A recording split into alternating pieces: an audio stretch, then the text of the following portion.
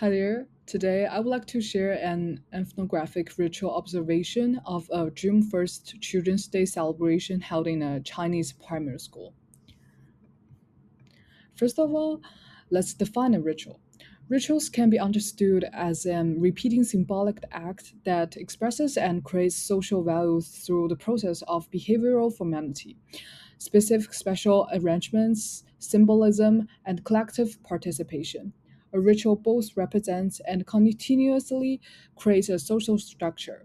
It puts an emphasis and action instead of belief or ideology and has the potential of reinforcing group identity and creating transformation.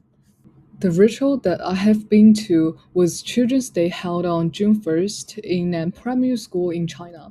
While International Children's Day was created especially for children, the class parties at Chinese schools represent its institutionalized form in the context of education. During the celebration, parents were invited to take part in the events, with the students arranging everything in advance. The tables were moved to form a performance stage. Being a relative of an participant in the celebration, I got an invitation to come as an observer from my young cousin who attends sixth grade. From an anthropological perspective, this celebration goes beyond just being a celebration. Rather, it becomes a ritual event through which there can be an insight into the complex system of power and social relations, as well as cultural values embedded in China's education culture. Ritual events are important as they become crucial occasions for the reproduction of social structure. The celebration of June 1st take place every year and has clear steps, procedures, and performance of roles in which teachers, parents, and children collaborate to pass relevant values concerning childhood education, discipline, and maturity. As soon as I stepped into the classroom, I found myself faced by the sensory atmosphere. On site, there was a new arrangement within the classroom. The desk and chairs had been pushed closer to the sides to leave room for a smaller performance stage at the center. A Happy Children's Day banner had been put up on the blackboard together with balloons and streamers, which added an element of festivity. In terms of sound, the noise made by children laughing and whispering to each other was accompanied by the noise of the adults talking to others, together with some like yelling from the teacher as she tried to control the situation. In terms of smell, the scent of snacks combined with that of the sweat of the children. However, there is still a need to understand what the rationale behind such a layout might be. The parents are packed in tightly to fill the back rows, forming a small space with very narrow aisles through which movement becomes difficult, and most parents sit once they find a good spot.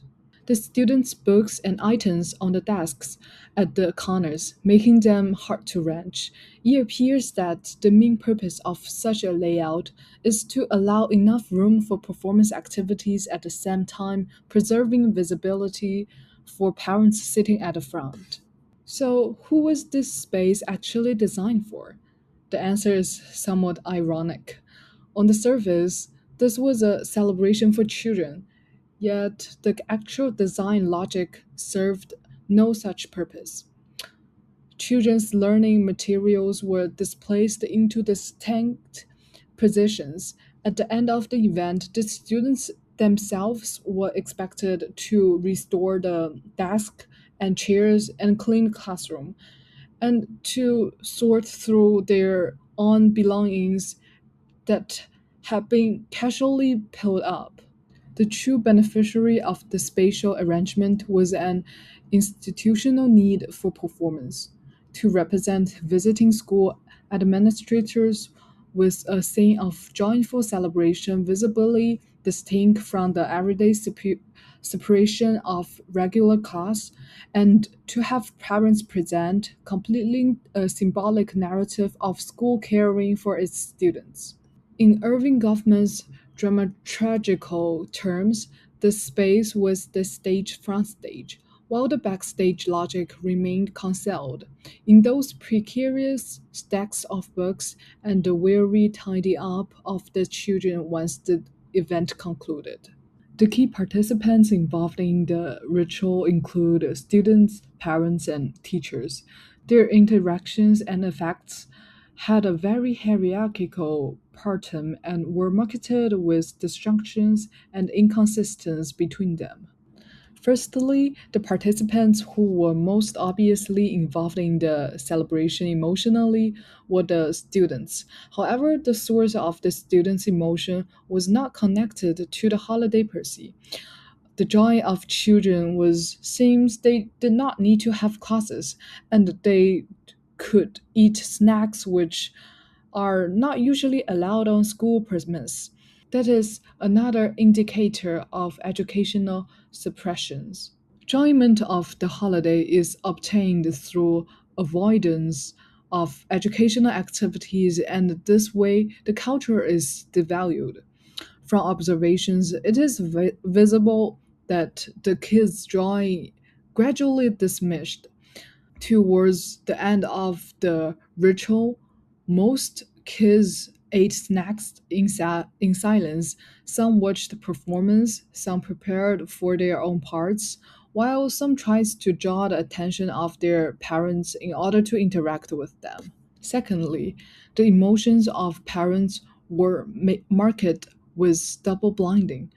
On the one hand, the parents had chosen to give up a day of work in order to attend a ritual, which made it look trivial. On the other hand, seeing their kids enjoying themselves made them happy and relieved. It seems like in modern days, the contradiction and awkwardness have been resolved by taking out phones. As mentioned before, Chinese parents regard education from a more pragmatic perspective. The minority that comes to the events believes in importance of creatively and self-expression. Observational evidence suggests that once parents get bored after novelty, a feeling of obligation becomes prominent in their demeanor. For most part of time when their kids is not doing anything, parents were busy looking through their phone screens. Even if their kids are performing, people prefer to film the act than to watch it. Some parents communicate with teachers, but the talks are always about performance in the classroom. It looks like the celebration was an extension of regular conversation where issues related to academic success are discussed. Teachers seem to have a mandate to create an atmosphere associated with Children's Day. They must instill the childish delight and joy among the participants. The requirements does not come from any of the teachers, but from school management. In this context, the role of the teacher is that of an host and an authority figure. Although there are some of joy, but there are also others coming from the teachers. Since this situation implies an asymmetrical distribution of power and role entitlement, none of the participants were able to enjoy the process. However, despite that, the celebration ritual provide, provided every participant with the needed closure. The teacher had to prove her competences, conform with school requirements. The parents had to see their children being kids, having fun at school. Observe the timeline. The event itself was characterized by an interesting emotional curve.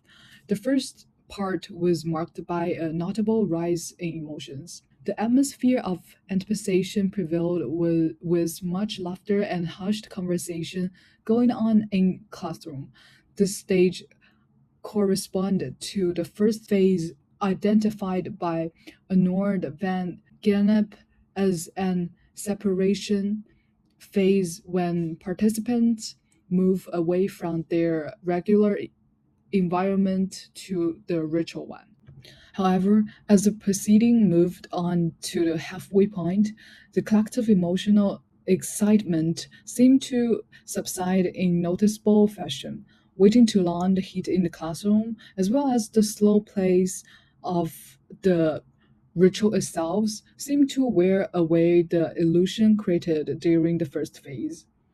In observation, it seems that the parents in the audience started to make overt bodily sign to discomfort, like bouncing, feet pointed at the door, looking at phones, which were indicative of handing boredom and agitation through bodily movement.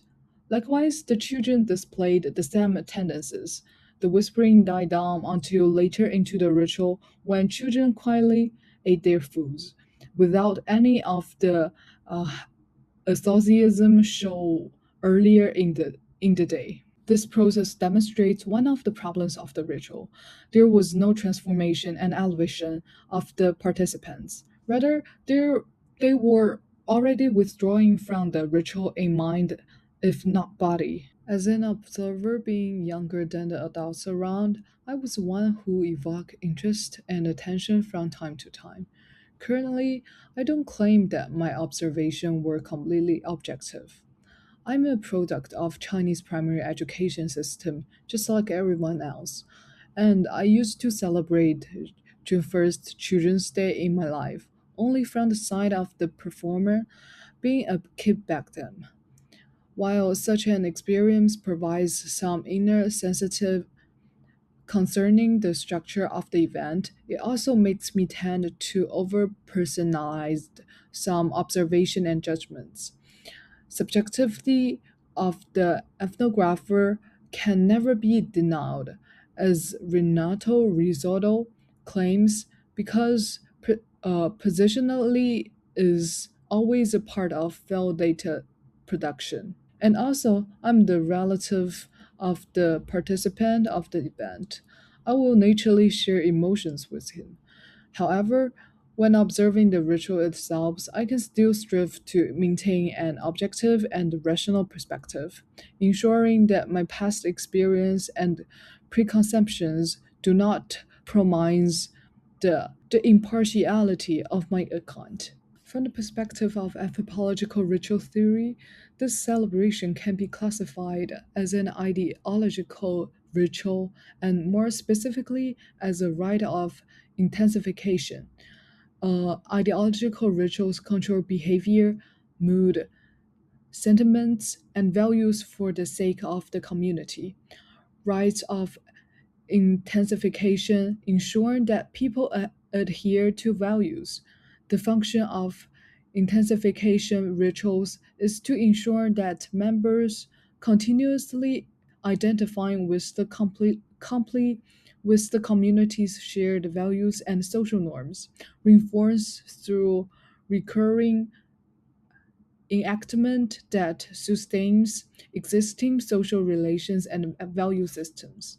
Students learn how to be good students who actively participate in collective activities. Parents are reminded of their role as supporters of their children's education. Teachers demonstrate their manager competence and compliance with the school's institutional arrangements through the act of organizing the event. The ritual's significance lies not in whether individuals enjoy it, but in its capacity to maintain the relationships among school, family, and student. Continually reinforce one's self identity and to reaffirm society's expectations for children's growth and education.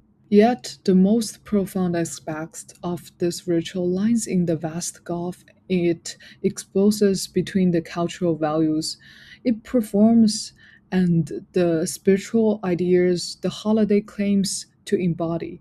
The first day of June marks Children's Day, which is designed to ensure children's rights as well as give them chance to enjoy and be free. In the context of education and culture within China, the celebration is significantly reinterpreted. In the context of East Asia educational anxiety, which recently received great popularity, this event becomes more comprehensible. Under such conditions, in which all the values are connected to obtaining good scores, an event including holidays is unlikely to remain purely ritualistic and free from any organizational purpose. This way, everyone participates with the set goal associated with their position.